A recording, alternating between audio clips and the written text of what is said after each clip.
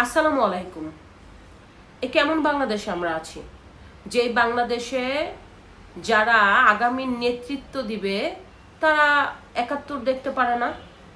এ কেমন বাংলাদেশ, যে বাংলাদেশে ৭১কে ছোট করা হয়? এ কেমন বাংলাদেশ যারা বলে যে ৭১-এর চেতনা বাংলাদেশ আর বিক্রি হবে না? আমি কি বলতে পারি যে তারা আসলে বাংলাদেশের কিনা কিংবা রাজাকার? এর জন্যই তাদেরকে রাজাকারের নাতিপুতি বলা লাগছে, কারণ এই বাংলাদেশের মাটিতে যারা ৭১-কে ২৪-এর সাথে তুলনা করে তারা শুধুমাত্র তাদের ভয়ঙ্কর মুখোশটা আড়াল করতে চায়। যাদের ৭১-এর ভূমিকা খুবই ন্যাক্কারজনক, তারা ২৪-এ বুক ফুলিয়ে বলে আমরা যোদ্ধা। যারা ৭১ নিয়ে গর্ব করতে পারে না, তারা ২৪-কে বিক্রি করে ৭১-কে মুছে ফেলার চেষ্টা করছে। একটা কথা মনে রাখবেন, গণ অভ্যুত্থান বাংলাদেশে অনেক হয়েছে, আরো হবে। ৯০ সালে গণ অভ্যুত্থান হয়েছে, হয়নি? ১০ বছরে স্বৈরাচার এরশাদকে পতন করা হয়েছে, তাহলে ওটা কি দ্বিতীয় যুদ্ধ? ২০২৪-এ শেখ হাসিনা স্বৈরাচারী পতন শুধুমাত্র গণ অভ্যুত্থান, কোনো স্বাধীনতা না। স্বাধীনতা বাংলাদেশের ইতিহাসে একবার হয়েছে, একবারই হবে। যতদিন বাংলাদেশ থাকবে ততদিন স্বাধীনতা মানুষের কাছে বেঁচে থাকবে, ৭১ মানুষের মনে গাঁথা থাকবে। যারা বলে ৭১-এর চেতনার মানুষ খায় না, তারা হচ্ছে রাজাকারের বংশ। তারা পাকিস্তানের এজেন্ডা বাস্তবায়ন করার জন্য, তারা বাংলাদেশকে একটা জঙ্গি রাষ্ট্র করার জন্য উঠে পড়ে লাগাইছে। দেশ চলে গেছে রাজাকারদের হাতে, দেশ চলে গেছে জঙ্গিদের কাছে। আর বর্তমান যে সরকার বসে আছে সে তামাশা দেখছে বাংলাদেশটাকে ছিনিমিনি খেলে। আপনি চিন্তা করে দেখেন, এখন মানুষ জয় বাংলা স্লোগান দিতে ভয় পায়, অথচ জয় বাংলা স্লোগান ছিল ৭১-এর স্লোগান। আপনি দেখেন ২৬শে মার্চ বাদ দিয়ে দিছে মুক্তিযুদ্ধ থেকে, অথচ ২৬শে মার্চই ছিল তৎকালীন সময়ে ৭ কোটি মানুষের অনুপ্রেরণা। এই ২৬শে মার্চের ভাষণের মধ্য দিয়ে বাংলাদেশের মানুষের রক্ত উজ্জীবিত হয়েছিল এই পাকিস্তানি সেনাদের বিরুদ্ধে ঝাঁপিয়ে পড়ার জন্য, অথচ ২৬শে মার্চ এখন পালন করা নিষিদ্ধ। বঙ্গবন্ধুর নাম নেওয়া যাতে একটা পাপ। কেন বঙ্গবন্ধুর সাথে শেখ হাসিনার তুলনা করা হয়? বঙ্গবন্ধু তো বাংলাদেশের একজন নেতা, যেই নেতার বাংলাদেশের প্রতিষ্ঠাতা, অথচ শেখ হাসিনাকে সামনে রেখে বঙ্গবন্ধুর নিশানা যারা মুছে ফেলতে চায়, তারা পাকিস্তানি এজেন্ডা বাস্তবায়ন করতে চায়। যারা বলে ইন্ডিয়া ফিন্ডিয়া চলবে না, ইন্ডিয়া ফিন্ডিয়া কখনো আমরা করি নাই। ইন্ডিয়া কখনো ছিল না। ইন্ডিয়া বাংলাদেশের অঙ্গরাজ্য করলে ৫৩ বছরে করে ফেলতে পারতো, ১৭ বছরে করে ফেলতে পারতো। কিন্তু ইন্ডিয়ার জুজোর ভয় দেখিয়ে যারা পাকিস্তানি করতে চায় বাংলাদেশকে, তারা মন দিয়ে শুনে রাখুন, এই বাংলাদেশ কখনো পাকিস্তান হবে না। আজকে বাংলাদেশের পতাকা নিয়ে কথা হয়, আজকে বাংলাদেশের জাতীয় সঙ্গীত নিয়ে কথা হয়, আজকে বাংলাদেশের মুক্তিযুদ্ধে নিয়ে বিতর্ক শুরু করছে, আজকে বাংলাদেশের শহীদদেরকে নিয়ে বিতর্ক আছে, আজকে মুক্তিযোদ্ধাদের নিয়ে বিতর্ক করছে, ধর্ষিত মাদেরকে নিয়ে বিতর্ক করছে। কারা এই শয়তান? কারা কারা আমাদের শহীদদেরকে অশ্রদ্ধা করে বলে যে ৩০ লক্ষ মরে নাই, কম মরছে? কারণ যারা বাংলাদেশকে আবার পাকিস্তান করতে চায় তারা। ২৪-এর ৩,০০০ লোক মরছে সর্বোচ্চ, একটা প্রাণও মৃত্যুর জন্য ঠিক না।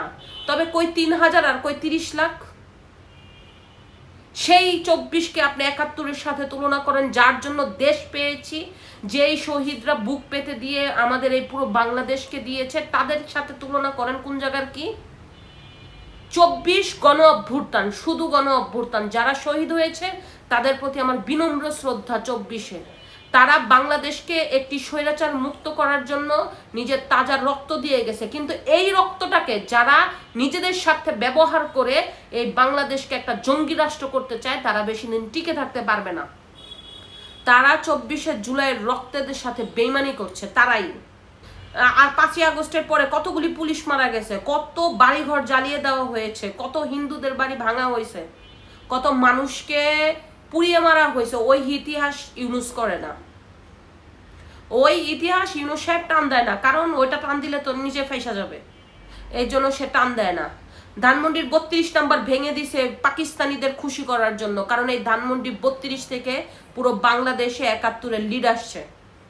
আবারও অনেকে একটা কথা বলে যে বঙ্গবন্ধু নাকি ইচ্ছে করে পাকিস্তানিদের কাছে ধরা দিয়েছে। আচ্ছা, পাকিস্তানি তখন আমাদের 1 নম্বর শত্রু। সেই শত্রুর কাছে বাংলাদেশ যারা স্বাধীন করতে চায় তার 1 নম্বর নেতা কি কখনো ওই পাকিস্তানি হানাদার বাহিনীদের বলবে তুমি ভাই আমার অ্যারেস্ট করে নিয়ে যাও?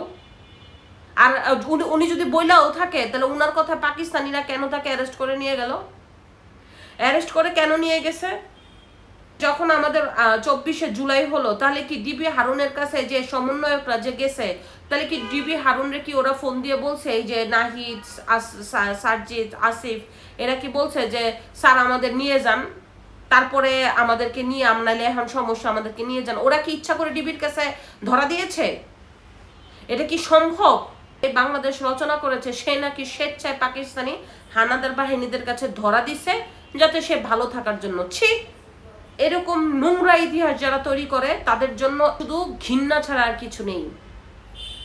যারা 47-এর সাথে 71 তুলনা করে, কেন আমি 47-কে তুলনা করব? 47 তো পাকিস্তানিদের বার্থডে, 47 পাকিস্তানিদের জায়গা, 47 আমার কেন হবে?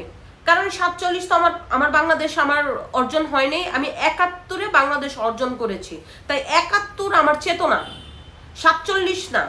47 পাকিস্তানিরা নিয়েছে, এরপরে যখন থেকে 47-এ পাকিস্তান নিয়েছে 24 বছর আমাদের বাংলাদেশকে শোষণ করেছে এই পাকিস্তান। এইভাবে বাংলাদেশিদের ছোট করে রাখতো এই পাকিস্তানিরা, তখন বাধ্য হয়েই স্বাধীনতার ঘোষণার ডাক দেওয়া হয়। অথচ 47-কে তুলনা নিয়ে আসে কেন? যে দাদা তো হয়েছে পাকিস্তানি, বাপদাদার নাম না আনলে যারা এটা নিয়ে আসে হচ্ছে বাপদাদা হচ্ছে পাকিস্তান। কারণ বাপদাদার জিনিস না আনলে এই যে এখন 24-এ বেঁচে থাকবে কেমনে ওরা? যার কারণে ওরা 47-কে টেনে এনে 71-কে ছোট করতে চায়। এদের রাজাকারকে বলতে চাই যে যতদিন বাংলাদেশ থাকবে, যতদিন বাংলাদেশের মানুষ থাকবে, যতদিন পদ্মা মেঘনা যমুনা থাকবে, ততদিন 71 মানুষের হৃদয়ে গাঁথা থাকবে, আর ততদিনই এই রাজাকার ঘৃণিত থাকবে, আর 90 রাজাকাররাও ঘৃণিত থাকবে, কারণ রাজাকার তো ঘৃণিতই। যারা 1971 সালে প্রকাশ্যে পাকিস্তানিরা তাদেরকে রাজাকার বাহিনীর দায়িত্ব দেওয়া হলো, এবং যেই সব লোক প্রকাশ্যে বাংলাদেশকে পরাজিত করার জন্য বাংলাদেশের মুক্তিযোদ্ধাদেরকে ধরায় দিত, বাংলাদেশের যারা আমাদের মা বোন ছিল তাদেরকে ধরে ক্যাম্পে দিয়ে আসতো, বাংলাদেশের যত হিন্দু টিন্দু আছে এদের জায়গা জমি দখল করে ফেলছে, হিন্দুদেরকে তাড়াইছে, মারধর করছে, লুটপাট করছে, এরা এখন বুক ফুলিয়ে বলে তখন তো আমরা করতে চেয়েছি, কারণ হচ্ছে একটা অঘোষিত ইন্ডিয়া করতে চেয়েছিল। আরে অঘোষিত ইন্ডিয়া কি আজকে 53-54 বছর পরে কি বাংলাদেশ নিয়ে গেছে? কিন্তু তোরা তো পুরো বাংলাদেশকে ছোট জাত করে বানায় রাখতে চাইছিলি, তোরা তো বাংলাদেশের মানুষকে চাকরি দেস নাই, বাংলাদেশকে ধ্বংস করে দেওয়ার ইচ্ছা ছিল তোদের। সেইখান থেকে 71-এ লক্ষ শহীদের রক্তের বিনিময় আমাদের দেশ স্বাধীন বাংলাদেশ হয়েছে। এটা যাদের সহ্য হয় না তারাই 71-এর পাকিস্তানি। যারা 47-এর সাথে 71-কে তুলনা করে, ওরা বাপদাদার বছরটাকে সেলিব্রেট করতে চায়, কিন্তু বাপদাদার বছর সেলিব্রেট করতে পারবে না। এই বাংলাদেশে 71 ছিল, 71 থাকবে, 90 আসছে, 90 গেছে, 24 আসছে, 24 যাবে, আরো স্বৈরাচার আছে, ওইসব স্বৈরাচারদের একদিন পতন হবে, কিন্তু 71 সবার মাথার মুকুট হয়ে বেঁচে থাকবে যতদিন এই বাংলাদেশ থাকবে। এরপরে হচ্ছে মুক্তিযোদ্ধাদের জুতার মালা বলায়, ভুয়া মুক্তিযোদ্ধা বলে মুক্তিযোদ্ধাদের অ্যাটাক করে। তো ভুয়া মুক্তিযুদ্ধে ওদের হয়ে থাকে, তোরা 24-এ তো অনেক ভুয়া মুক্তিযোদ্ধা বের করছস, তোরা বাংলাদেশের মানুষেরকে নিয়ে তামাশা করছো। যখনকার রাজনীতিতে নামছে যে জুলাইয়ের গণ অভ্যুত্থানে, তখন কি বলছিল তারা? বঙ্গবন্ধুর বাংলায় বৈষম্যের ঠাঁই নাই। তারপরে যখন শেখ হাসিনা গেল, প্রথম কথা হয়েছে মুজিববাদ চলবে না। কত বড় ভুয়া লোক ওরা কাদের এজেন্ডা বাস্তবায়ন করার জন্য এখানে আসছে? শেখ হাসিনার সাথে মুজিবকে তুলনা দিছে, কারণ মুজিবকে বাদ দিয়ে দিতে চায় পাকিস্তানিদের খুশি করার জন্য। তাই এই বাংলাদেশ যতদিন থাকবে ততদিন 71 থাকবে, মুছে যাবে রাজাকার।